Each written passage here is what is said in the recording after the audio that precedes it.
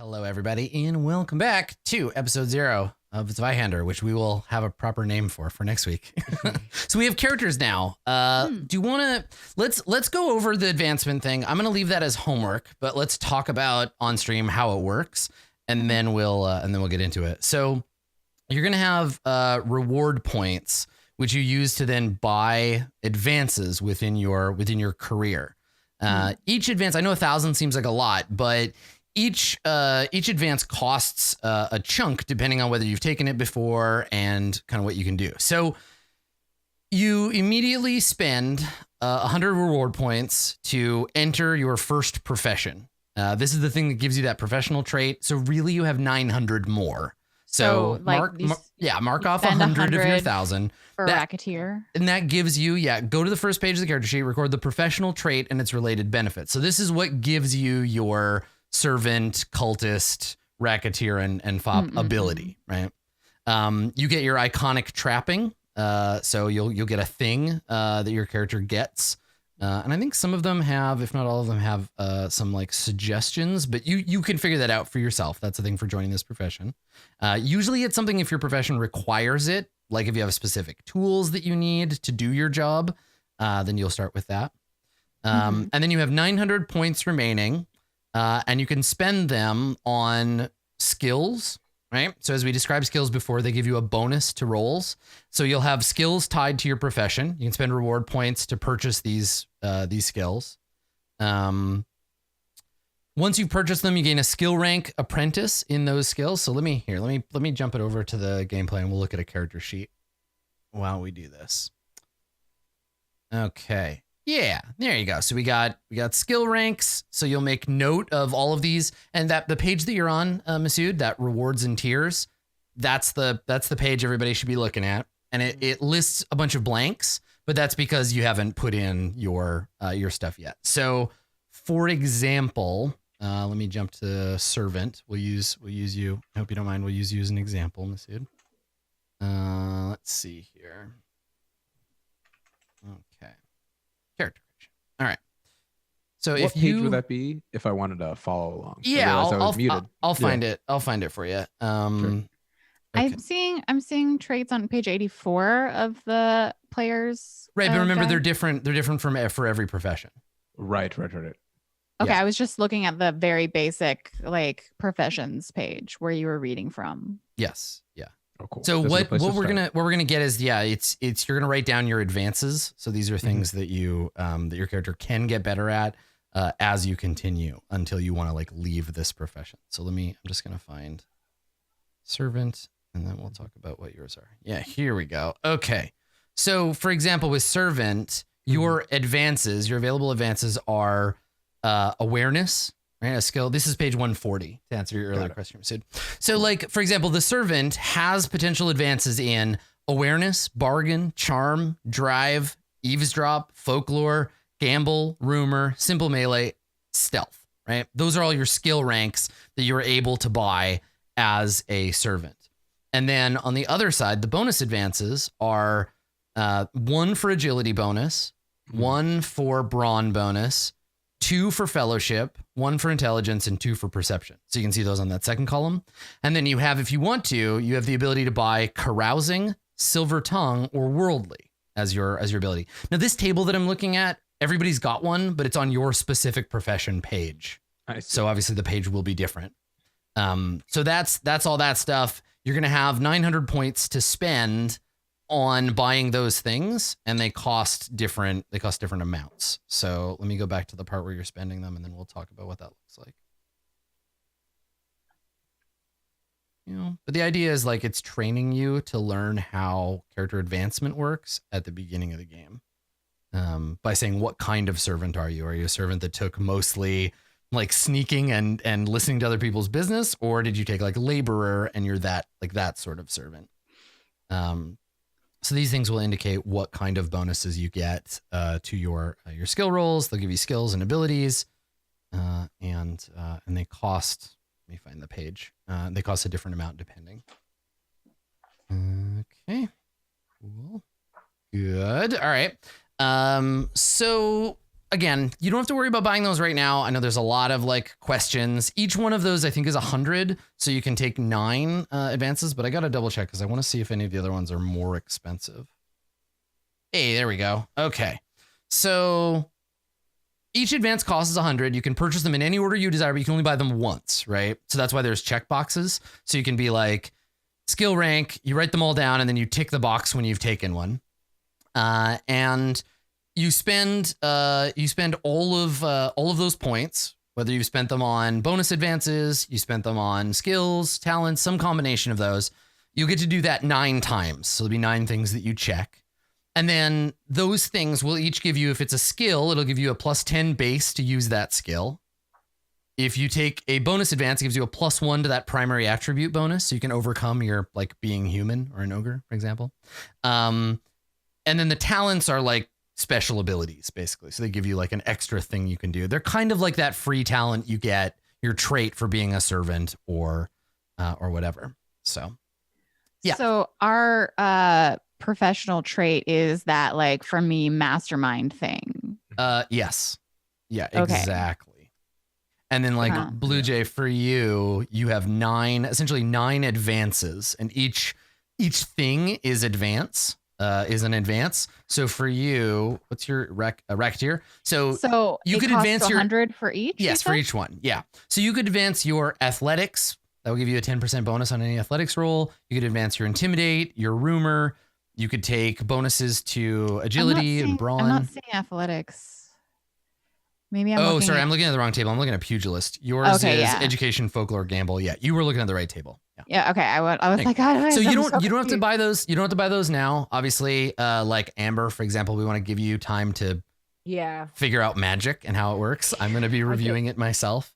Yeah, because I get 3 spells right off the bat. Yeah, and you get some spells and all that business. And I think you have to pick. I think because you're a religious spellcaster, I think you have to pick a deity. A deity. Yeah, let's talk about your options a little bit because I think it'll matter for building the world. Yeah. So if you're picking a deity, divine magic comes from several sources, and the sources have commandments, like strictures, things that you are supposed to do or not do. Mm-hmm. So you could worship the Crouching One, god of assassination, blood, and cruelty, whose priests are called bloodmongers. So that's an option. You could worship the Custodian. She is the Lord of Death, Dreams, and the Afterlife. So that's cool. Goddess of Death. You could worship the Demiurge, which is an ancient, like basically a druid god, right? Worship of the Demiurge is ancients, priesthood of druids, blessed by their god. They make remote worship in remote petrified glades and before stone monoliths. Or you could go the total opposite, and you could worship the God Emperor, a child born of virginal birth, heralded below a blazing winter star. Seems so familiar. I don't. Could we make up stuff? Like if I wanted to make up a deity myself? Yeah, I don't see why not. Okay, cool. Yeah. There's a bunch of options. You could also do like my people worship this god, but in a different aspect as well, right? If you want to like bend it and be like, it's the same god, but. Or like you misinterpreted their secret text and this is what they really want. Yeah. So I have an idea. I don't know if we want to talk about it out for world building. Sure. No, okay, cool. So one of the things I liked in Zweihander was the like superstition kind of drives religion and stuff. And like there's the god, most people look up to this one god or people look below. I'm kind of thinking of something that's more like maybe a cult or a religion, like you said, like maybe somebody had a good idea and was talking to people like, we don't need these gods. And it's us, we should be doing like, we should be guiding ourselves. But then somehow it twisted and warped and became like something like there's actually a god that lives inside us. Right. Yeah. So you call on the god within to give you your magic. Within. Something like that. Yeah, that sounds awesome. Well, and what we can do too is like you can either say that this is because it's divine magic, it's from an external source. So there is some power giving you this. You can decide, like you could pick a god and say, this is who really gives us our power. We think we're worshiping ourselves, but it's really this demon lord or whatever. Or you can say, I don't know, and I'll pick somebody who's secretly feeding you your magic.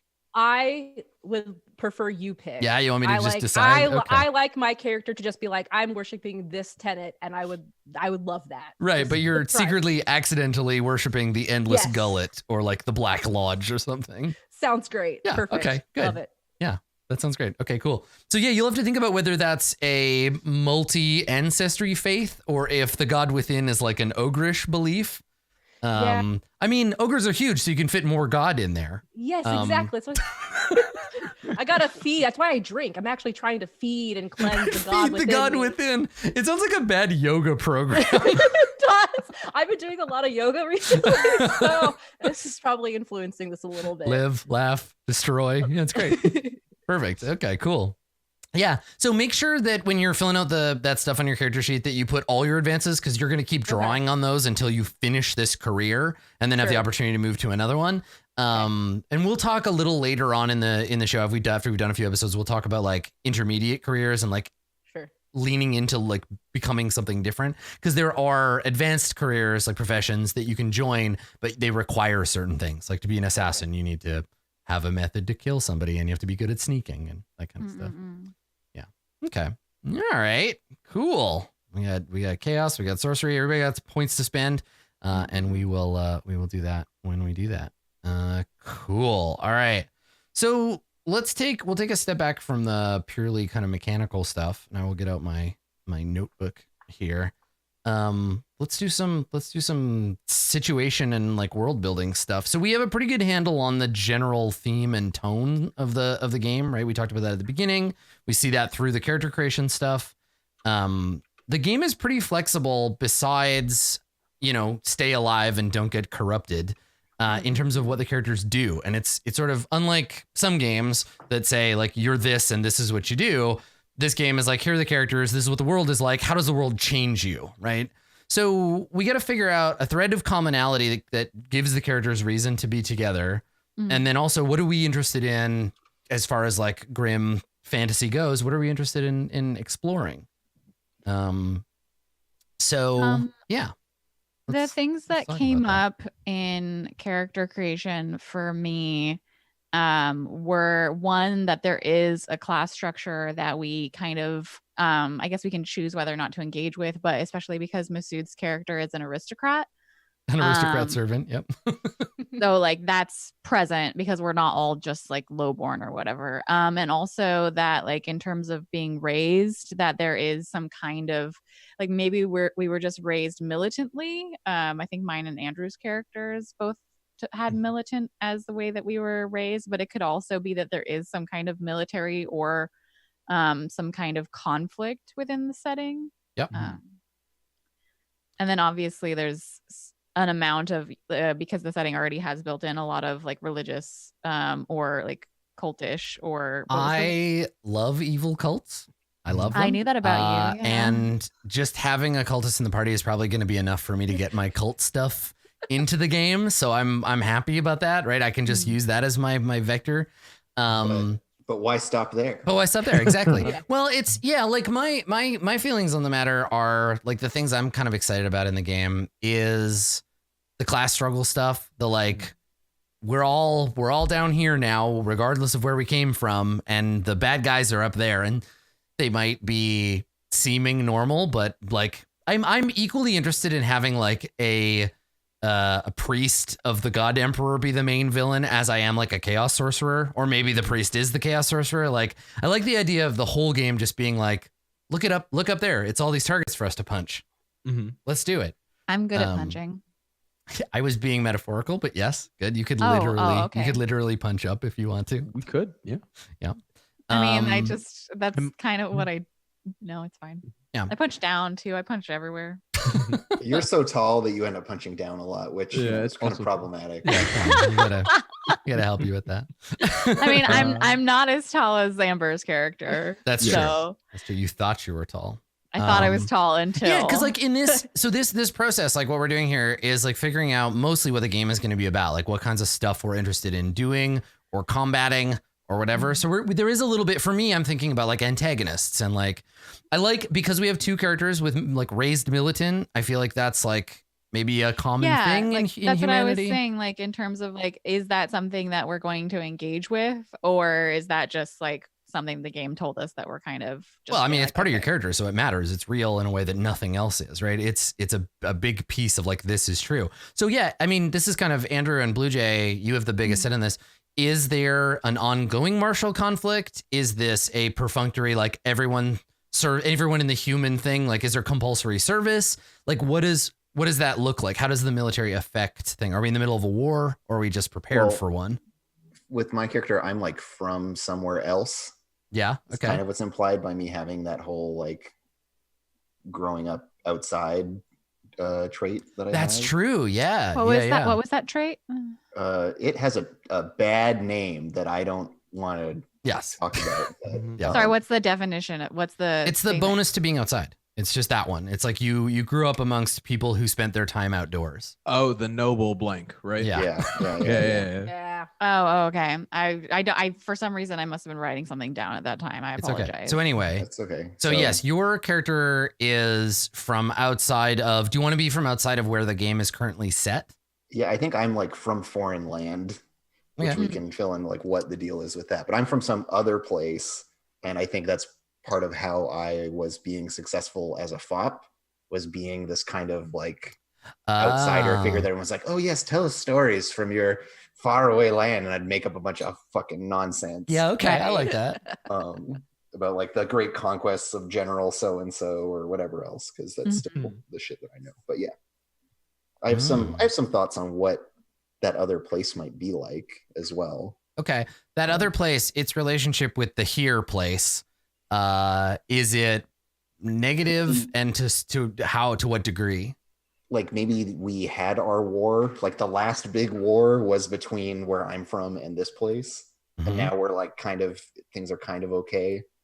And there's some other war going on or something like that. But well, okay, so that's the question is if this big war, and it would result, that kind of thing would result in the two of you when you were younger being raised in a militant way, but then you don't need it now. Into the war that's over. Oh, like the war that's done? Right. Yeah. Okay. I feel like because like with the racketeer situation, the war went from being like maybe it was my father's or mother's war. And for me, it just meant a militant like family structure. Yeah, well, I think that's what we're saying, right? Is the war is over. So you were raised military because that's what was happening. That's what was happening, right? That's what your parents knew. And then we've all seen what happens to society when like, cool, you had a big war and like the main job that young people had was to go kill each other, and then they all come home. Right. Well, they trained, they dysfunctional and don't know how to live in a peaceful world and all this kind of stuff. Yeah, they raised you to fight, and then they were like, well, there's nobody to fight, and so Blue Jay's character was like, cool, I guess I'll just go join the mob. I guess I'll fight my own people, right? Yeah, I'll fight here. Yeah. Okay, Masood, you had a thought?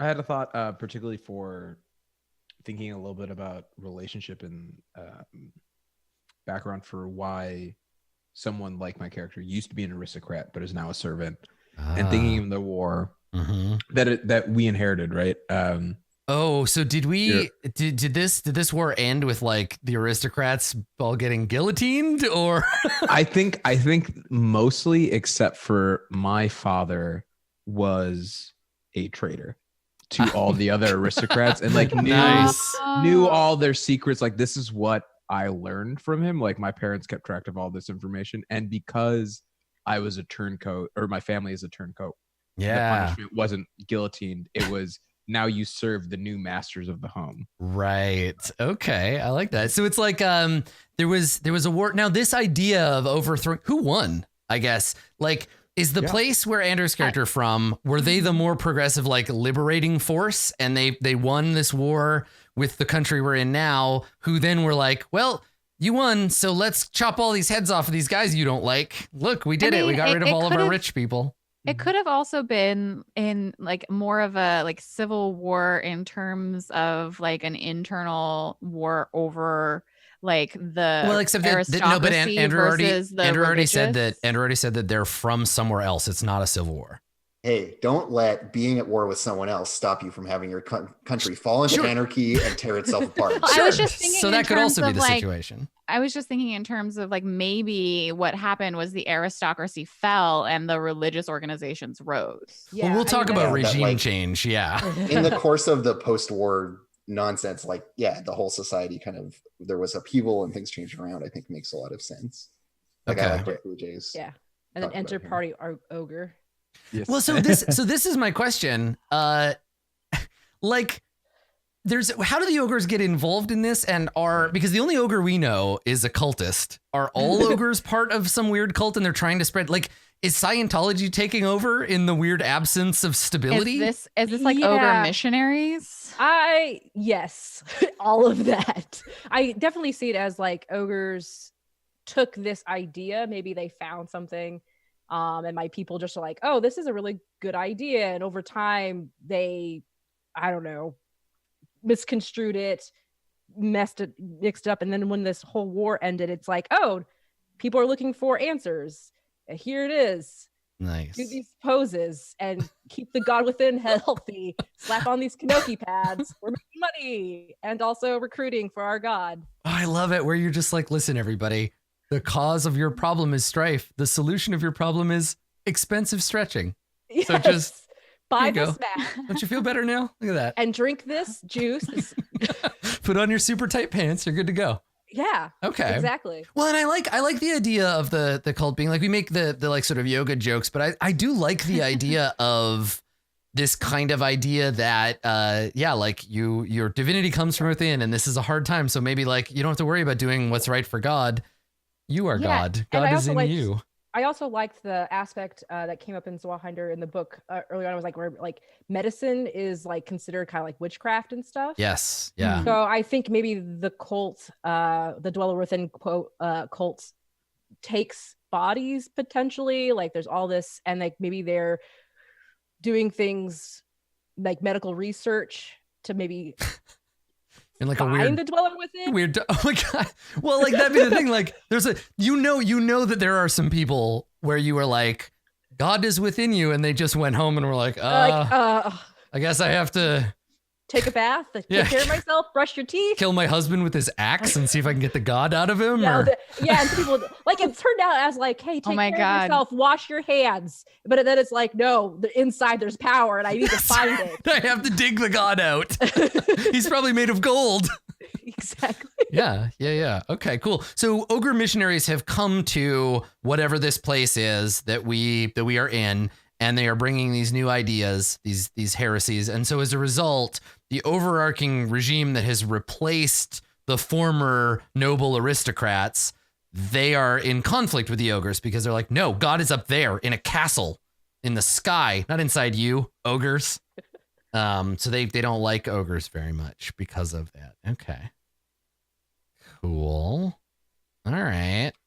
So it is a post-war but chaotic. Like things haven't all gone back to being comfortable the way they were promised, right? The war is over, but we're still in a period of adaptation that may well lead into a second war. That may happen. It happens. So the belligerents in this conflict. So these are our overarching. Because what I want about this is that it indicates recent and unpredictable change, right? Something has changed. And that gives opportunities for class structure to change too, where you're like, we killed all the aristocrats. Things are still shaking themselves out. Maybe we can become better than we are. It's opportunity in all this chaos, right? Maybe I can be an aristocrat now. That's right, exactly. We finally, none of these characters are like firebrands or politically like oriented in that way. So you're all kind of like looking to, you know. I mean, I'm already at the top of this neighborhood. Everyone gives me money. So. I mean, they did. Your business as a racketeer is no longer going to wait. So this is like that business is done at the start of this? Yes, you have become something else, right? Right. Now you are either a former, like you can still be a servant, but it's not the core thing about you anymore. What matters now is you're a PC, and nobody else in the whole universe is that. Just the four of you. So I do like the idea of a former servant that has like been digesting all this information from years, is now like on the loose and like finally free of servitude. Like yeah, okay. So I'm ready for like a revenge story, but Right. Yeah. Yeah. Well, and so that leads us into, in this environment of social change and upheaval, are you like aristocrat hunters, or like what are we talking about for the characters? Because the idea is here is Masood's character has a lot of secrets, right? They never forget anything. well, between Masood's character and my character, we know the like circles of nobility really well because I was like hanging out with them, and Masood's True. was a servant. Mm-hmm. So we can be like, that guy is Lord Darrington of Sotheby, and he used to be the Duke of whatever the fuck, and here's bounty on his head. It's like, we're gonna kill him and claim it's like him. you're the A team, but you take out rich people. That's so cool. It's like Nazi hunters, Yeah. right? Like, Yeah. Right. We all went to Argentina. Yeah. Well, I assume this is early enough that the aristocrats in this quest, they haven't gotten on the plane to Argentina yet. We're still like, before we can still Argentina. catch these motherfuckers. yeah, I love it. Oh, that's so cool. Yeah. You give this extensive explanation of who this person is and what they've done, and I'm just like, what? You want me to punch them? Okay. And you're like, yeah, they break like any other human. Look. Yeah. Okay. So you're a former aristocrat, an ogre priest, a fop from the other place, and a big strong lady. And your job is that you now is this a job? Is this a structure?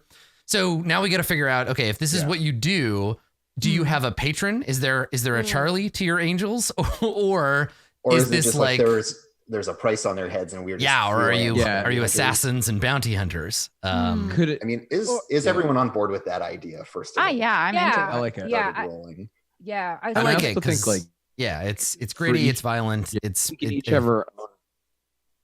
Sorry, Masood, go ahead. No, I'm sorry. Sometimes with the internet, I don't know. Yeah, I'm it's cutting okay. people off. Yeah, go ahead.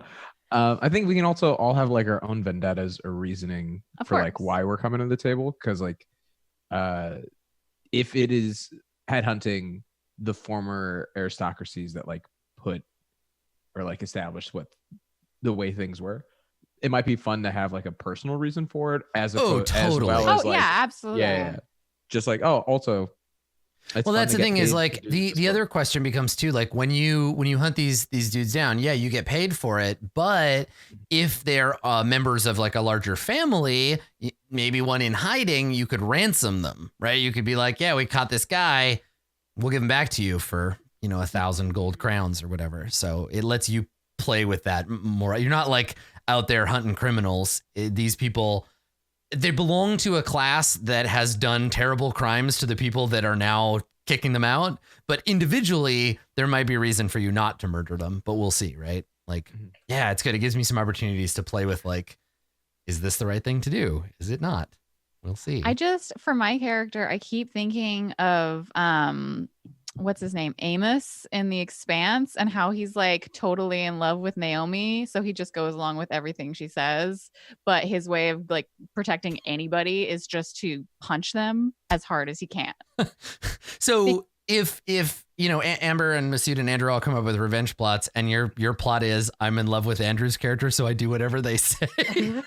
Well, yeah, but like look also at that handsome fop. I'll do whatever he tells me to do. But also the idea that like because my character is younger than everybody, I might not have the same experience and like reasons for engaging with. But you know what you're good. You know what you're good at. So yeah. Okay. Well, just like the idea that like there's a lot more history in. Oh my God, are you conflict? Are you Brienne of Tarth and Andrew's Jaime Lannister? Is that what's happening here? Also, that I mean, it might not be Andrew's character. It could it could be like just because the militant background is shared, like we don't necessarily. But also, I love Andrew, so that might just be it. And if you want to go to horrible places, just tack your character onto mine. That's right. Follow Andrew's character into the darkness. Always on board with that. But just the idea that there's a young impressionable person who might not have the history of war that the like middle-aged or adult characters have. Yeah, like Masood is probably the only character who remembers, like physically remembers the war, right? You were there. Gather round, children. Gather round. You were there to lose this war, right? Yeah. And so the war was. It was the city state that you're in, and then there were your enemies, the city state or terrain or whatever, the place that Andrew is from, and they were at war. And then it ended with, was it like both like countries, both city-states killing off their aristocrats and becoming one thing? Like, did they unify, or is it like we won and we're taking you over, and as a result we have to kill all your aristocrats? Like, is it a foreign power, or is it just that the political parties in charge of this city-state are in political alignment with their enemies? Like, how did that play out?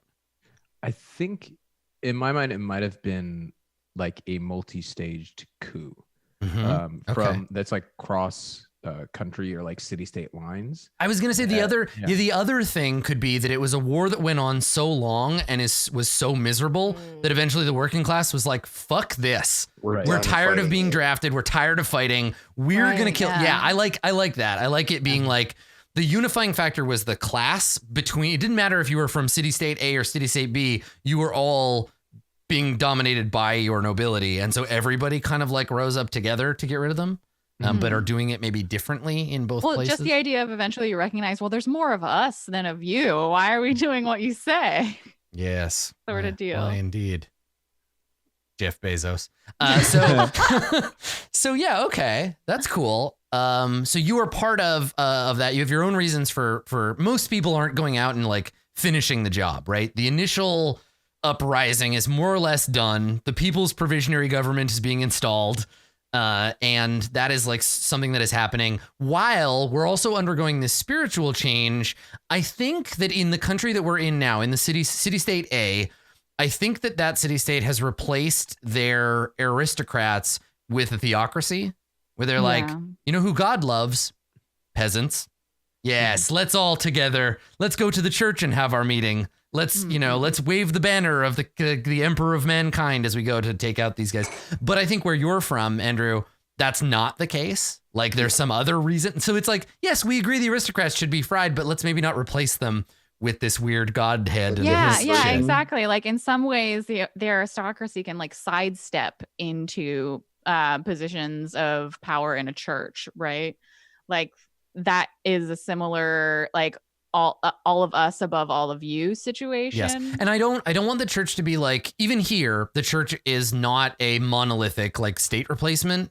It's just a big cult, right? It's a specific cult that saw this happening and was like, hey, people are sick of war. One of our things is like, we like peasants, all people are born equal, whatever. And so they're the main like, I think axis of conflict for Amber, for your people, because you are coming to the humans, and I will explore some of this during play, especially your character's personal thoughts about this. But are ogres like humans are ready for our teachings now, or is this more like we need to save them from themselves? Like why did this become the time that the God within became something they started sharing with humans? That's a good question. I think it's like a saving thing. Like we've been watching this horrible mess for years and years, and it's class driven but also religious driven, and it's like, no, you need to stop about these deities strengthen us. And I really think that my character specifically believes this wholeheartedly. Sure. And so they are definitely like, this is a saving opportunity. So what's great is tying this to your alignment. You're just looking for an opportunity to die gloriously in front of as many humans as possible so that they can. Yes. But also save my friends along the way. Yeah, that's right. And show them like, yeah, okay. All right. That's cool. It's funny because like the ogres almost feel like, did we know ogres existed before, or have they just revealed themselves to us like aliens? Are you like gray aliens? You're like humans. We have walked amongst you for many years. I like that idea a lot. Like we come came down from the oh my God. Like we had no idea. Nobody could live up in those mountains. They're totally inhospitable. And then all these like huge, tall yoga. I just love the idea doers. that I'm the tallest person I ever met, and then down from the mountains, like 8 foot whatever. If you feed the God within, you could be as tall as me. Right, because like food would be a big part of the practices of the God within. Right. Okay. So there are a limited number of yogers. Nice. Good. Okay. Yeah, I like that, and I don't want it to be like we always thought they were scary barbarians, but now we're learning the truth. I like the idea of them just being absent from the world and then just coming in and being like, We It's bring you time. peace. We bring you love. And if you would stop trying to stab us, we got some yoga for you. Yeah, We can okay. tell you about pasteurization. Nice. I like it. Yeah. So there's someone made a decision among ogre kind and decide like now is the time we must go and help these humans, which of course means that they're just going to be like, love, peace, get them. So yeah, good. Perfect. Cool. Okay. All right. So your characters, for reasons both personal and societal and maybe romantical, have been you're pursuing the remains of the aristocrat class. So likely this arc, I will make an aristocrat villain, and we will take on one job to hunt down and kill or apprehend this guy, this one aristocrat, and that'll be our mini series, right? And so the reason I say that is rather than doing like a monster of the week thing where we do episodic, like today the gang goes after Gorlon the Huge, right? Like I'd rather it be like one slightly more powerful guy, and then he's got people arrayed against you, and then you have to go and drag him from his mansion and bring him to justice. Whatever that looks like. Knowing that even evil people have a god within that must be nurtured and protected. It must be ripped out and given cause to atone for what it did. Well, the Why problem were is, you a bad god? this is the thing is like humans are so stupid and susceptible that if the ogres were like, there are gods within all of you, someone would be like, so if I kill people and I eat their heart, I will become a super god. And then they just start murdering people. And you're like, come on, That's just the natural trajectory. Look, guys, that's not how it works. Okay, no, Okay, go, whatever. The ogrish Maybe the next ogrish village. religious council would be just so much hand wringing and pearl clasping like great sage, I tried to teach the humans about the god within. They all killed and ate each other. What should I do? I forgive you of your failure, daughter. Try next time. This happens every 1,000 years. The ogres like live in this place that is inaccessible to humans, and they've deigned to come down. At what point are the ogres going to be like, you know what? Fuck them. Fuck these humans. Just go get the swords. We're just going to clear the board and start over. Maybe they already have at one point. Maybe that's in their history. Yeah. Okay. Like 1,000 years ago, all ogres just did some culling of the human. I really, really like alien conspiracy ogres. And it makes me want to treat the other mutants as like equivalent, because the Skurzak, they are pointed out in the book. These are rat men. They're pointed out in the book as living alongside humans, but humans either don't acknowledge they exist or refuse to. So they'll see one and be like, Skurzak, they don't exist. That was just a big rat or a small man. ROUSs? Those aren't real. Yeah, they're not real, right? The Skurzak aren't real. I feel like the same with the Aztlan. Like they're the reptilians. Where you're like, I heard we had to get rid of all of the aristocrats because they were secretly lizard people, and we had to get them out. That's why we behead them before they could return to their natural shape, which is giant lizard people. Yeah, I like that idea of like the conspiracies of these other species that they're just that way because the humans don't know any better. But the ogres have presented themselves. They're like the engineers from Prometheus. Doesn't look like anything to me. So they presented themselves to humans to be like, hello, we're here to save you and help you out. Cool. Okay. We've taken a different path, and now it's time for you to join us on that path. And if worst case scenario, ogres have faster than light travel, so they can just leave the earth. Like, you know what? It's not working. Everybody get on the spaceship. We're leaving. Let's go. It's the mountain that I descended from. That's the spaceship. If we went up there and we found out there was an ogre spaceship in the mountains, I would not be surprised. Okay, cool. So you are all the main thing will be the pursuit of this aristocrat for the purposes of justice, which of course will mean that much of the show will be contending with the aristocrats' servants, dealing with like what it means to be like comparing the law to ethics, right? Like, is it legal to do a thing? Is it ethical to do it? At what point can you take justice into your own hands? Like those kinds of questions will be things that come up throughout the All right. So the answer is if it's legal, do it. Yes. If it's unethical, who cares? And should I take the law into my own hands? Yes. Right. And it's quicker if you do it yourself. Yeah. But maybe not, right? Like, and this, I'm imagining conflict here where like Blue Jay's character especially is like, I'm going to chop his head off. And Amber is like, actually, this is a god. Now they're misaligned. They're confused, but like, at what point are you allowed to kill a person? This was the there's some Christian heresy. I definitely was 100% believe that when she says the God within, she means an actual creature inside of everybody. Yeah, like Krang from Ninja Turtles. Like a tiny, horrible creature manipulating you from your spinal column. And I feel like just by like coincidence, every time you try and explain to me, you're on my bad ear. Oh, yeah. Like every time, coincidentally. So I like can barely hear you. And I'm like, it's probably what I thought it was. Yeah.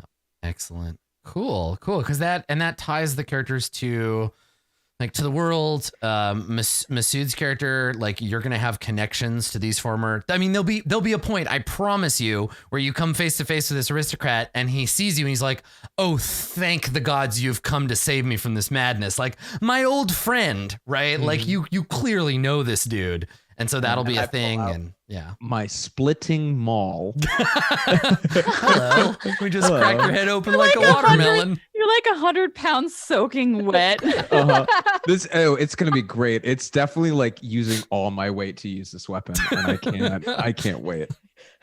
I like how you're going from Torgor to Hans Moleman. What was the options was a maul as well. So I thought, you know what, it's on brand. All thematic.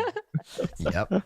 You know, Masood, if you want your old servant to play an accordion, you are welcome to do so. You know, back in the old days when I would hold court, I would play this instrument. Yeah, it's a civilized instrument, not like the guitar. Look. Get out of here.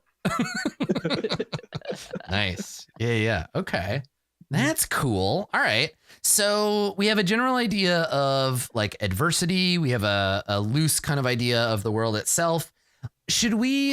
Let's talk about like, do we want this game to take place in a mixture of wilderness and civilization? Do we want it to take place mostly within the city? I'd like to see a bit of both. Like maybe the aristocrats maybe all the ones in the city are cleaned up, right? All the easy targets are gone. Yeah. And so I would say. we'd go back and forth between the two, right? You go out to try to find. There's some massive estates that were mostly abandoned, but they have some like secret like hunters shacks somewhere in the middle of nowhere. Or just like fortresses out in the wilderness to bolt holes to run to. Yeah. Rural villas in the countryside. Siege proof. Yeah. Okay. And when we think about like how many people there are around, how big things are, I envision the city state that we're in, like the center of the game is like smallish, but fairly dense. Like it's not a big sprawling metropolis, right? It's like a 1500s like city state. Yeah. Right. Like, I don't know, Venice, right? Rather than Rome. So it's big enough to count as like, it's got walls, though probably one of them is knocked down because of all the fighting. How co-locative are the two forces? Like Andrew, and I guess this is a question about your character and how unique you want to be. Do you want your character to be fairly rare? Like, oh, he's from the Kingdom of Eagles or whatever, or oh, she's from the White City, the Wall of White Cities. How unique is this character within the environment? I think given my lifestyle as a fop, that I must have like been a novelty. Mm-hmm. Right. People like me just aren't around. Oh, did the market get flooded and that's why you're not a fop anymore? Well, all the people who thought I was an exotic stranger are being chased in the countryside and murdered. So, Oh no. Yeah. It's hard to do business. And, I hated them all anyways. So. Okay. So maybe I think it could be one of those things where I was like a captive who was more entertaining to have around telling stories than to like put in, that kind of thing where they're just like, oh yeah, well, we have one of those people around. Yeah. So I think then probably you used to be more of a commodity in that way than you are now. Yeah, maybe like folks from my country are around. And also the people that are still around tend to be more open to the idea that you're not different from them just because you speak a slightly different language, right?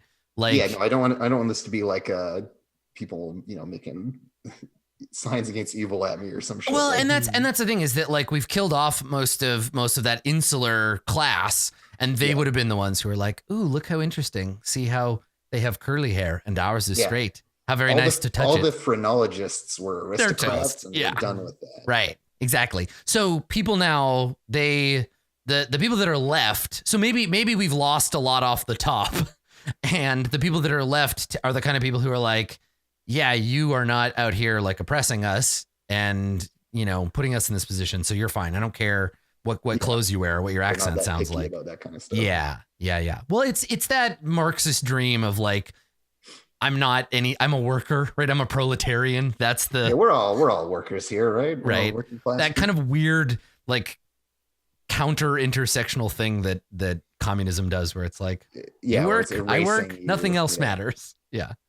So there's probably a degree of low-born here. There's probably a degree of that is like giving you some ease into this culture. Okay, that's cool. All right. How many ogres are there per human? Right. Rather than saying a certain number of if you imagine like, how many of you are in this place, this city state?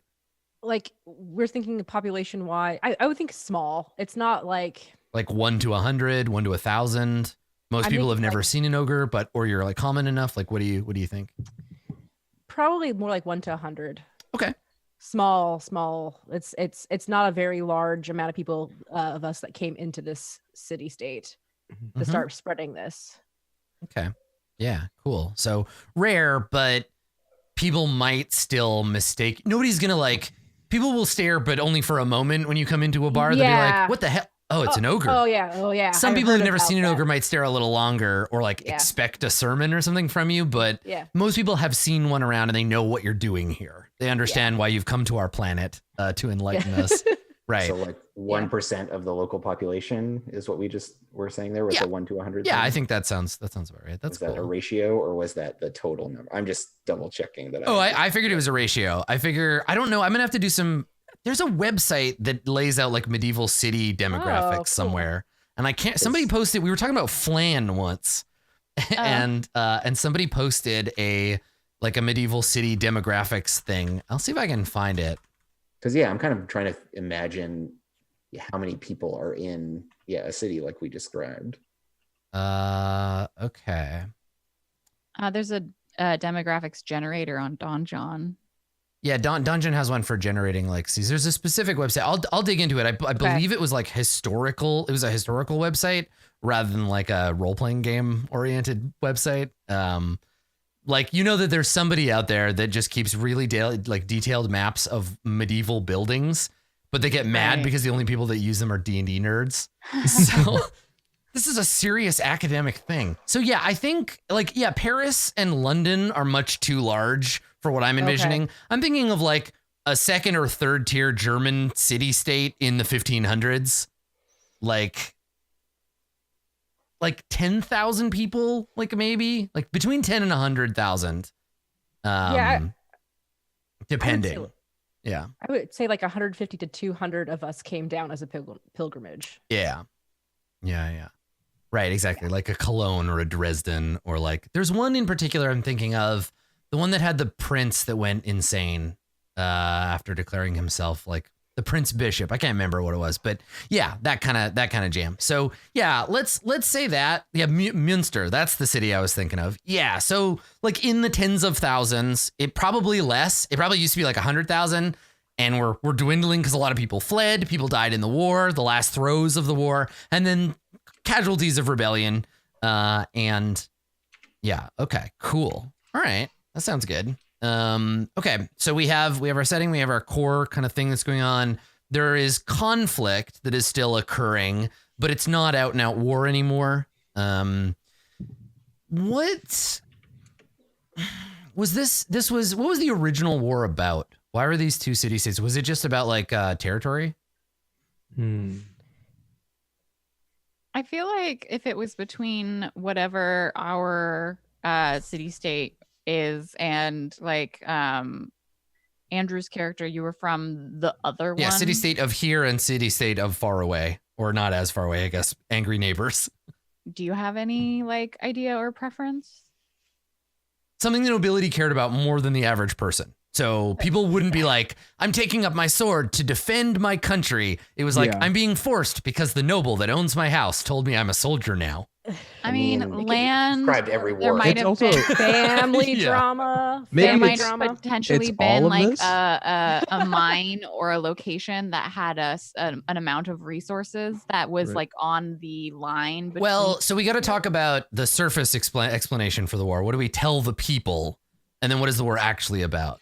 But also the war's been going on for a long time now, right? So like maybe It's there's a bunch of over, yeah. rumors from like everyone else who's like, there's like, oh no, it was about this. No, it was about like Mhm. the war had been fighting for so long that the people got frustrated because they didn't even know anymore. Yeah. It outlived its Yeah, reason for right. being. Well, I mean, Exactly, probably the yeah. original belligerents, like the king of whatever place and the high general of whatever place, they probably had some reason for the fight to initially start, and then they both are dead, and then their successors are probably both dead, and it's just become like, this is the economy of our cities. Like we just fight a lot. It's usually like interpersonal drama of rich people. I think that could very easily be the case. Cause like, I mean, it's like World War I and then several other wars where it's just like, yeah. you attacked my friend, so I'm going to attack you. And it's like your friend's like, I and don't then care. my just friend's relax. gonna And attack your friends you are gonna attack also, Yeah. and then Okay. Yeah, so it can be a war between nobles that are no longer alive and have been dead for some time, but And- it's just a part of the fabric of these two city-states now. The inciting incident never even really happened. Oh yeah, Oh, yeah, totally. yeah. it's a tale that was told. There was some confusion, and it's all just total bullshit. And Yes, it's yeah. There's no forever. clear historical record, probably because it was destroyed at some point. Yeah, I like the idea that it's just a total clusterfuck and nobody knows why, which leads to wait a second, nobody knows why we're Yeah, doing this. What the Let's fuck are we doing? let's stop Yeah. all this fighting, but there's some fighting we got to do first. Yeah. Okay, cool. So yeah, people are like Blue Jay and Andrew's character both raised in a militant way, and so are inclined towards violence. You were trained with like fighting because that's how this generation was raised. It was like, this fight has been going on forever. It will go on forever. I'm not gonna raise my kid to be some dumb intellectual when we need them to fight. We need everybody to fight. I don't Yeah. want them to use their stupid brain. They're gonna hit things with their fists. That's right. Because if they try to use their brain, what good is that? They're just going to get killed by an arrow or a sword or something. Using your brain on the battlefield, that's for rich people. Well, yeah, and you don't invest in your people when they're dying at age, Yes. 17 on a battlefield somewhere. Right. And so now everything that's happening, while there certainly are like secret, like the war was good. The war is all we had. People who, like, for example, worship the blood god, who are like, no, peace is not okay. Let's keep doing this thing. But in the reaction, we have all these kind of people who are like, we're turning over a new leaf. Like peace. I think the idea of peace is it's a trend. It's like, it's popular where people are like, peace be with you. And you're like, yeah, that's fun. That's a thing we say to each other now. And the ogre's like, no, seriously, guys, come on. Come on. You can do it. We believe in you. We believe Yeah. in us. Yeah. But secretly, the war originally started because everyone was worshiping the blood god. And the blood god was like, you guys should fight. That'd be funny. And they're like, yeah, okay. Perfect. Great. Yeah. Okay, cool. So this idea of a civilization trying to turn over a new leaf, both metaphysically and literally, where they're just like, we want to do better. But then under that, there's all this like, do we really? Are we sure about this? Like, are you going to let an ogre tell you how to live your life? So ogre is a word that, like, I don't think you call yourselves ogre, right? Like it feels Lord. to me like a word humans Yeah. call you when they're trying to be mean. Mhm. Because it's still a word in whatever human language. It means like big dumb monster, right? So Yeah. unless it doesn't. I mean, I could probably workshop a name. Yeah, if you want to ponder like what you. you call yourselves, right? Like Yeah. the mountain saints or like some other title that you give yourselves, the Yeah, shepherds of sure. the mountain or whatever. But yeah, I think ogre is a like, oh, don't talk to her. She's an ogre. And people are like, oh, what? I didn't Oh. realize. I thought she was just like a big cool person telling me stories. Like, no, don't talk to her, honey. Oh, Yeah, okay. Yeah. All right. So they're just confused by you. They just don't understand. Humans don't understand you. You have this divine mission with which to murder yourself. And meanwhile, Masood just wants to get sweet, sweet revenge before he dies of old age or is killed by a blind man. Turns might out it's be actually himself? myself. I hit myself with my own hammer. Oh, I it's gonna mean, be great. No, so what'll happen Andrew's here? character is going to die by their own dagger. So Oh, suicide pact. So Yeah. no, what'll definitely happen will be Yes. that you'll get killed in some like awkward dramatic irony way, like a sharp piece of a mirror stabs you in the neck, and like you know. And I can't quite make it out because my glaucomic eye is blocking. Yeah. It's like, you're like looking in there and you see a shadowy figure who definitely just stabbed you, but really you just walked into a mirror and broke and stabbed yourself. Exactly. Yeah, perfect. Good. Cool. Okay. All right. So aside from like all the mechanical stuff and like figuring out, you know, how the dice system works and stuff, we'll do all that in the first session. And I intend to kind of roll it out bit by bit, right? Like I'm not going to be like, all right, it's the first session and you're in the middle of a fight and then you're fighting sorcerers and monsters and we have to make all these different weird checks. So we'll try to ease into the mechanisms. We'll learn how skill checks work and we'll do all that in the first part of the next session. Let's do like a player level thing. Let's step back and talk about like preferences in terms of like content and the kinds of stuff that we are interested in as players and like what sorts of stuff we want to do. Let's have the player level discussion. And this can include, you know, if anybody has any stuff, like I'll start. I'm glad that nobody rolled like a barber or a doctor or a surgeon or a barber surgeon or anybody that has syringes or any of that shit, because doctor stuff it freaks me out. I just can't, like mentally I'm fine, but the longer, even just thinking about it right now is making me sweaty. So that is a thing that if it comes up, I will gently be like, cool, can we move on? Or like, yes, that happens. Let's go to the next thing. Does anybody else have anything that they feel comfortable sharing? You don't have to now. Like if it's something we'll talk about X card and all that stuff in a second, but is there anything that you're just like, I generally, if there's any like touching on sexual assault, if we could just like veil that, be like, this happens, but not like go into descriptions and stuff like that. Yeah. I just would rather not. I'm gonna avoid the like, look at this bad guy, you can tell he's bad because he's a rapist thing. Like, yeah, that's bad. It's not, I can do better than that. So you don't have to worry about that for me, but it's a good thing to bring up, right? It's an easy shorthand, I think, if you're lazy, for like, this character's bad, but we can find other ways. There's lots of ways that people can be bad. Mine is children's stuff. So if you could if no direct child harm. Yeah. Like if there's like a kid, I hear it, we could hear crying, whatever, that's fine. But like nothing on scene. No, thank you. Yeah. Yeah. Like here's the thing. We know that the enemies of this game are going to be the super rich, and we know the setting, and we know that super rich people do bad stuff. It doesn't mean that I have to make the bad guy of the game fantasy Jeffrey Epstein, right? Like we can just assume they do bad stuff, and we won't have that on screen. Yeah, okay, makes sense. That's cool. Yeah, cool. So will anyone be bothered by the fact that I am likely to drive my character headfirst into oblivion and horror? No, as long as you like the veil being set, like as long as you respect that, that's fine. No one is obligated to follow me into my like desperate revenge blood feud. Here's the thing. It's the opposite problem. It's the opposite problem. If you go there, I will happily follow you and continue to pile things on. So if there ever comes a point, and I have to make this warning with Elf too, if there's ever a point where Andrew and I are like ignoring the three of you, and we're just like, and then this bad thing happens to you, and then there's like, yeah, more bad things. I'm like, and then another bad thing, and we're just kind of like locked into that. That can happen. You could just be like, hey, other people are playing this game, you two. If you can just. Do you know what's great right now? This ice cream cone that my player's eating. Oh, so tasty. They put Jimmy's on it. They haven't done that in years. Yeah. So if we get into a doom spiral with Andrew's character, just be like, hey, just drag it back. I'm thinking particularly of there were several times in the Apocalypse World game that we played where Elf and I did that, and Andrew had to be like, stop it, just stop. We know it's terrible. Moving on. And part of the reason I say it is like, we are ostensibly a team or whatever, but if I am doing things that are like terrible ideas, I don't expect everyone to like bail me out or follow me. And that brings us very, very much excellently to our next point, stance. So everybody, if you play role-playing games long enough, or even maybe right away, you'll realize your preference for stance. And when I refer to stance, I mean, usually people are in actor stance where they're like, okay, I'm making decisions for my character as my character, right? I think, okay, what would my middle-aged servant want in this situation? I am going to do that thing because that's what I think the character would want.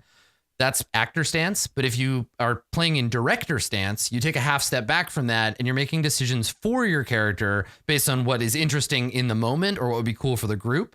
And both are totally cool. I'm not like, neither of them bother me.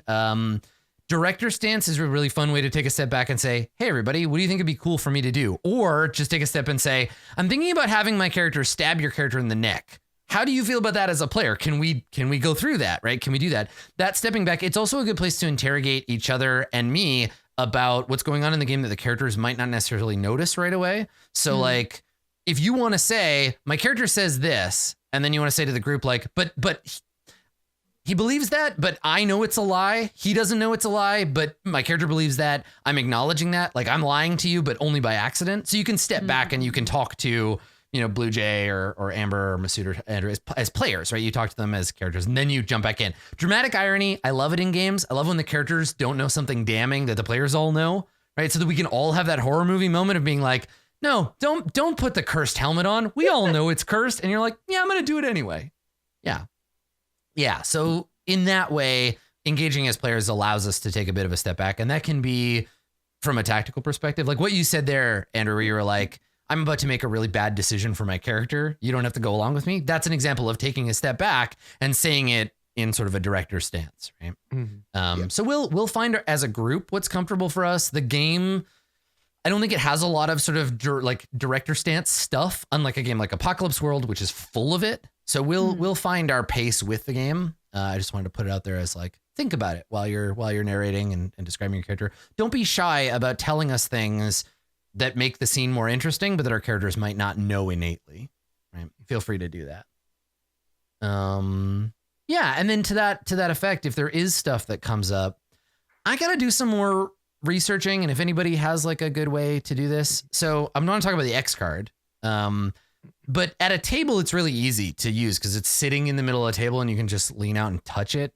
The X card is it's a mechanism that you can use in role-playing games where if something comes up and you didn't realize that it was going to be like too much, or like the players are getting into a thing and you just want to signal to everybody like, hey, maybe we can move on. The X card is normally you draw an X on a card and you put it in the middle of a table and somebody leans over and touches it and we all just move on. No questions asked, whatever. If you feel comfortable explaining it later, you can, but otherwise that's not the case. Now in a virtual tabletop, especially for me, I've got a lot to look at, right? I have production and I have the thing and I have this and I have all this stuff. We'll find a way to execute to put the X card in the game. I haven't decided on what it's going to be yet. I'm open to suggestions. But. I feel like a lot of times in streamed games, especially like Zoom will blink when there's a new message. So like the chat there is valuable also. The way we could do that, we could use our Zoom chat as an option. That cuts me off from having chat notice something before I do, which can be helpful sometimes. Sorry, Amber, you had a suggestion? So my group, we usually just go like literally like this. Yeah, something like we literally just do this. Yeah, that's next thing. Like we do it. We play an evil campaign. Yeah, that sounds good. Usually have Dame. Okay. No, Dame. So I'll ask a favor then, at least initially, if you do it and it seems like I haven't noticed it. It's probably because I'm looking at one of the 16 things that isn't your face. So if I don't seem to notice, give me a second. Chat will definitely notice. Chat, if you see somebody doing the X and I haven't noticed it, just throw it into chat. Just throw an X in chat so I see it, because I might notice that before I see the hands of the person doing it. Right. Yeah, we can try that. It comes up so rarely, and I find way more often it comes up in convention situations, but it's useful because you never know, something might start happening and you're like, this sucks. Yeah, please don't encourage people to abuse that chat. Yeah, I mean, well, if I only see it in the thing with chat is if I look at it, I'm gonna be like, let me look at my players, and if nobody's doing it, I'll just ignore it, because unfortunately for you, chat, I can't let all of you have access to the X card because we wouldn't be able to play the game. I will say if something is happening in the game that is making you uncomfortable or whatever, feel free to ask chat like, hey, I'm going on a personal break. Let me know when they're done with this thing. or just like pop out and come back in after and see if we checked. Like, don't feel bad about having to leave because there's too much. Yeah, there's just too many of you to handle an X card that big. But yeah, okay. Do we feel comfortable with using the X card? Is that something that we want to? Yeah, good? that's totally fine. Let's go with me. Cool. I like it as a mechanism because it frees me up. I don't have to constantly worry that I'm like doing something and you're getting upset and I'm hurting you and you're not telling me. This way I can just be like, yeah, and then this bad thing happens and the guy gets his head ripped off and there's blood everywhere and you can just be like, okay, Adam, thanks. That's good. And then we can move on. No, rip everyone's heads off. It frees all of us to experiment a little, to move around in that space. So yeah. Okay. I just would like to say that some of the gore that you described when we were playing Apocalypse World, like the body horror stuff, that was just like, wow, okay. But it was never even then like a please stop. Well, I mean, the thing is, my job is to portray all the like terrible shit in the world. And so I tend to want to push on that and then you can push back. But now I have some structures around that stuff. For me, generally, like themes of, and I'm so spoiled from playing a game set in Ravnica where it's just canon, not a thing. Like, I'm not really interested in, like Blue Jay said, like sexual violence as a thing of making bad guys more bad guys. Like racism, I'm not super interested in exploring in the game. Like even between humans and ogres, like they don't hate you because you're an ogre. Nobody's going to be like, kill all the ogres. That's just, I'm not interested in it. They might disagree with your character's religion, but yeah, that's not something I'm into. Yeah, I think class struggle is the main source of adversity. And I feel real comfortable describing rich people doing horrible things and then letting you crucify them if you want, which I guess would be the question. Cool. All right. Am I missing anything? Do we feel like there's any session 0 stuff that we haven't established? I'll update all right now the overlays have a very basic like people's names on them. I'll update them once you have character names. I'll update them with character names and pronouns. And we'll do all that stuff. I just want to go back to player stuff, talking about like what Andrew brought up, like if I do stupid shit, like as like how do you guys feel about like in character conflict, like inter-party fighting? Love it. Okay. Bro, but I get to watch and not participate, so it's up to you. Like, but as I just like it. Like I'm not gonna be like, oh, come on, like everybody pay attention and get on track. Right. Like if a whole episode is just the four of you deciding how to deal with this noble and like getting into conflict and stuff. Sure. I'm just gonna be here rubbing my hands together, just being stoked. Yeah.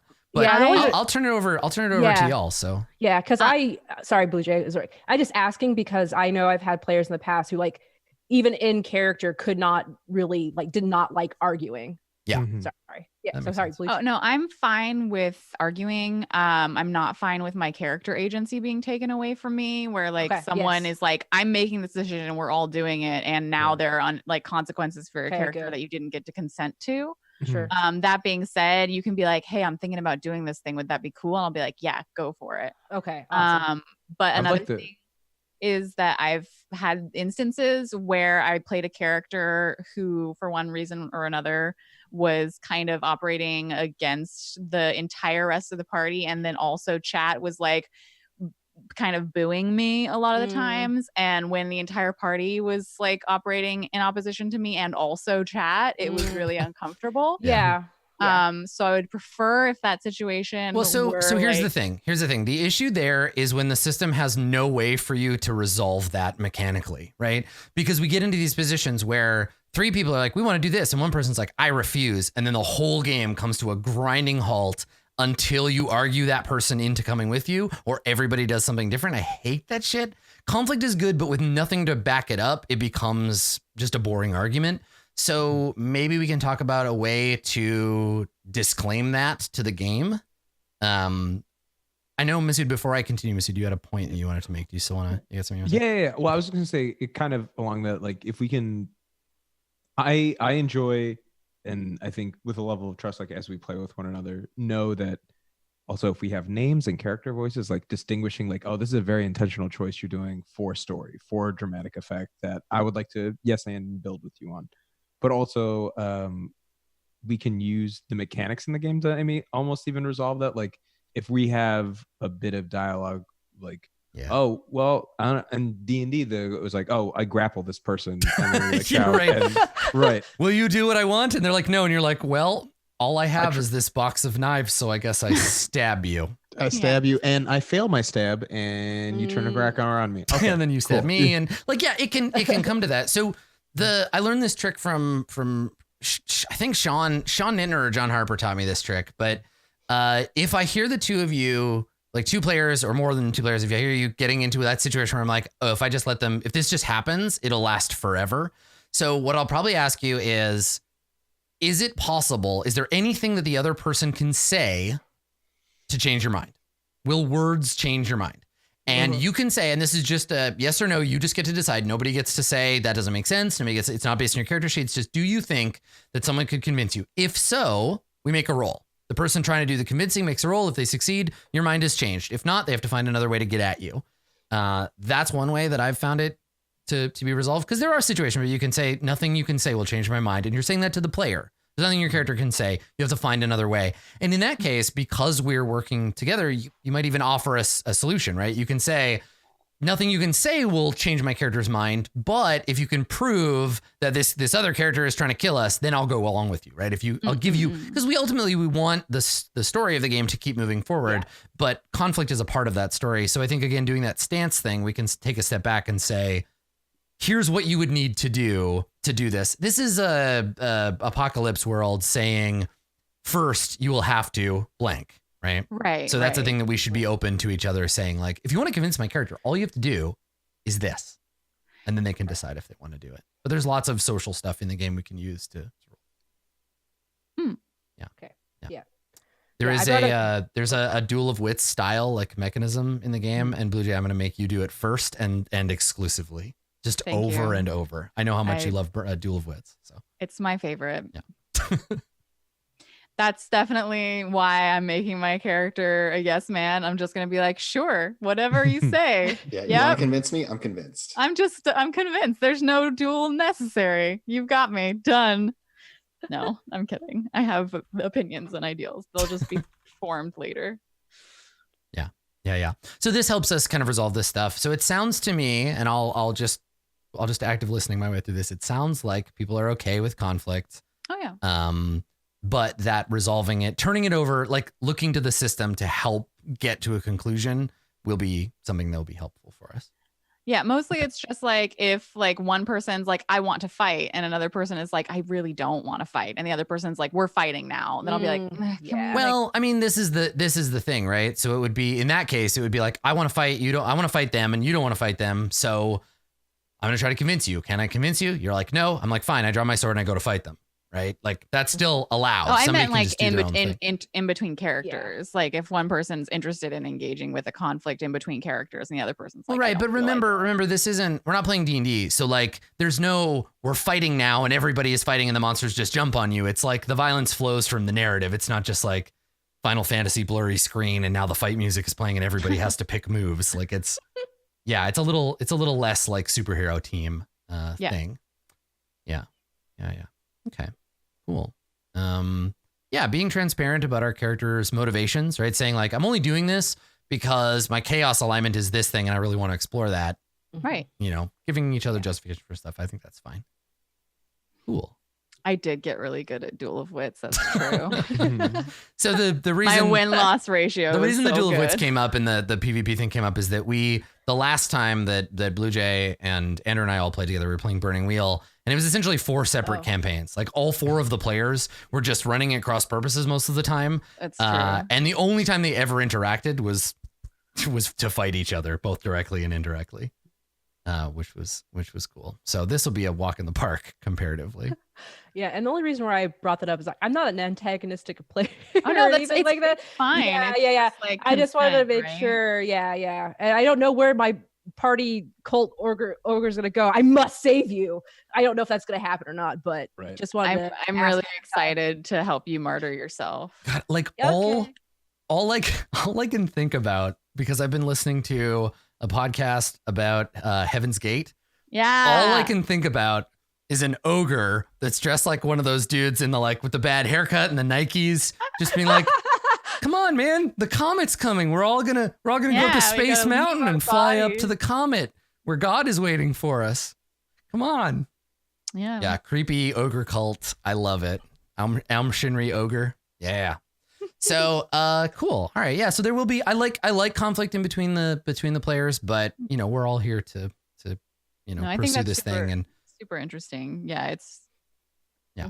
If we get to a point where characters are like going to engage in physical violence with each other, and I'll do this along the way, right? I'll check in and be like, hey, so shit's getting kind of heated. Do you want to, is everybody involved in this okay with this escalation to violence? Here's what might happen if we come out, right? Somebody might lose their character if we go there. So yeah, we're letting you all know I'm escalating to violence every time. We'll check in as we go, and we'll make sure that it feels comfortable. And it's totally okay to just back down and be like, it's not worth the fight. Let's just reel back. I won't do that though. I'll just throw bad guys at you until the game's over. But yeah. Okay, cool. Trying to think if there's any other like stuff, because we haven't all. I've interacted with all of you in a game way, but we haven't all played together, and so we'll develop a new energy. I feel like Masood, you've had lots of being backstabbed both in secret and in open. Like this will be super friends for you. You don't have to worry about Katie May betraying you in several different ways per episode. You don't know what she can get up to. She might DM some people and it'll bleed into this campaign. I've got my guard up constantly. Yeah. Dangerous business. Yeah. Yeah. Trauma. That's fair. I'm going to steal Andrew's knife and stab them with it. Fulfill the prophecy. I feel like fulfilling everyone's dooming is like a pretty high goal as for a player. Like that's my goal. I don't know how to we played this Zweihander game, and when we came out of it, I had doomed everybody. I just made sure everyone. Okay, all right. My goal is the least like understandable. The gavel will ring twice. Like I don't know, a judge. Yeah, it involves a judge, and like probably you'll die at the hands of the judicial system. But we'll see. Something. That's your doom. Or anyway. It might be something like the doctor with that 4 knocks when you least expect it. or you're just watching Law and 4 Order. knocks. Right. Oh my God. I forgot about that episode. You just brought up some like Doctor Who memories for me. Hey, you're welcome. Or someone hits you twice with a big hammer. Right. Yeah. It just could be horribly literal. Just what if it's my hammer? Somebody hits you in the head once and you're like, that all you got? They hit you again and you die. Yeah. I'm into it. Cool. All right. So between now and the next bit, we'll all brush up on the rules. I will figure out how the core rule stuff. Your homework is spend those 900 points on your advancement. Take a look at systems that you might be interested in. Amber, you have special homework. You got to figure out how magic works. Geez. You and I are gonna go dig into cults. So we'll figure that out, and then we'll work together and we'll see if we can come up with like a cool name for the show for episode 1, because now we actually have like themes and characters and stuff. So it might just be called something that sounds like a History Channel or like a Home and Garden TV channel, like a Aristocrat Hunters or something like. Yeah. Flip that mansion. City State Rehab. Yeah, ancient ogres. Yeah. I'm not saying it was ogres, but ogres. Yeah, exactly. Robespierre, but he's got a show on the History Channel. Yeah. Okay, cool. Ancient yogurts. I don't want ancient yogurt. The great thing is that the ogres, not only do they bring their spiritual practices, but they brought this delicious fermented milk drink. Don't ask. They say it's pasteurized. Yeah. I don't even know what it means, but honestly, the strange sour milk drink they like it so much. Cleanse you. I don't want to be cleansed. An ancient yogurt cleanse. I like it. Good weird hippie yogurt cult from the mountains. I'm lactose intolerant. Oh. No, don't worry. The fermentation process makes it good for you, and they'll just insist on that, even though you're like queasy. How about bone broth? I heard that can do wonders. Delicious. Oh, yeah. I love soup. Excellent. Cool. All right. So we've got our homework. Audience, your only homework is to follow all of these good people on their various social medias, check out the cool shit that they're doing, and then come back next week for episode number 1. So I get to test out my cool new screens. Let's see who I put up as first. I think it's Blue Jay. Blue Jay, please, to deliver unto us our first shout out. I'm the first person that gets a cool screen. Hi, I'm Blue Jay. I'm voguing right now because I have a box around my head. You can find me most days and see what I'm doing over on Twitter at bluejay_712. Also, as Adam said, I've done a ton of other role playing with Adam and Andrew, and also with tons of other people. All of that is on my website, bluejay.tv/portfolio.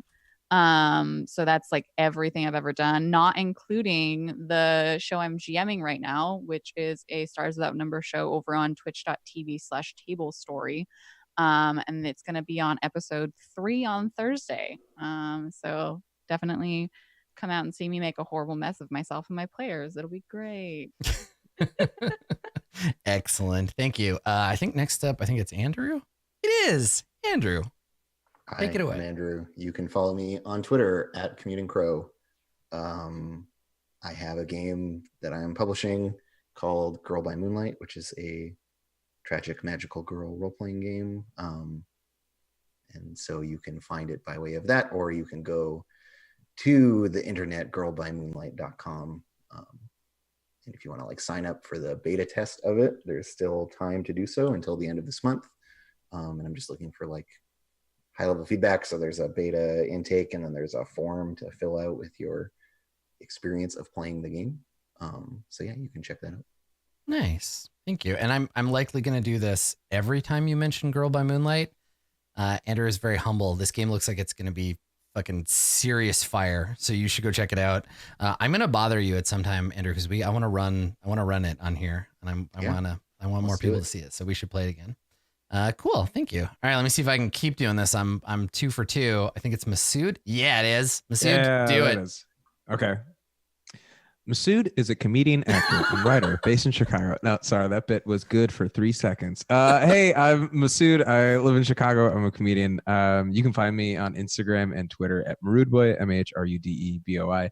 I also play another tabletop role-playing game on Wednesdays on the Dungeons and Dragons channel called Jace Belern Must Die. It's a crossover between all of the Wizards products that they could think of, and it's very fun and wild, and mainly it's now become a circle recap podcast, so you guys get our hot takes on that. No, it's fun. We have a good time. Yeah, come check it out. Excellent. Cool. Thank you, Sid. And then last but not least, well, I'm last, but let me see if I got it right. Yes, nailed it. Amber, go. Do it. Nice. Hi. Yes.